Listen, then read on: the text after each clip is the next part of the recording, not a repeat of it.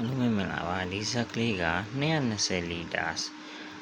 စက်တီးစားကန်ရေကစက်ကလေးပါ220လီတာစီရီစားကန်ရေကလေးကကျွန်တော်10ပေါင်တုံးရေကတုံးဆိုရင်အတုံး20ထွက်ပါတယ်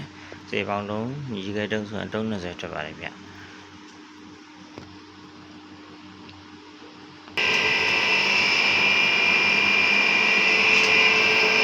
ဒီစက်ကလေးကကျွန်တော်တို့မြင်းကောင်ရေအားကကျွန်တော်3កောင်အားနဲ့ဆင်းပေးထားပါတယ်ဗျ original အပူပိုင်း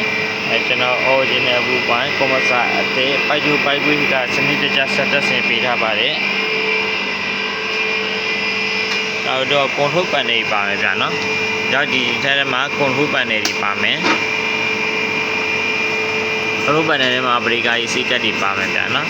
breaker AC ကတ်တွေ contactor တွေပါစနစ်တကျတက်ချင်ပေးထားတယ်နောက် agent တွေကြည့်လို့ရမယ် temperature တွေကြည့်လို့ရမယ် temperature ကြည့်လို့ရမယ်ကျွန်တော်တို့ဒီမှာဘိုးတွေကြည့်လို့ရမယ် ampere တွေကြည့်လို့ရမယ်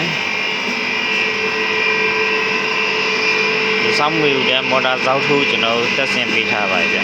စောင်းမွေတဲ့မော်တာဇောက်ထိုးတက်ဆင်ပေးထားပါတယ်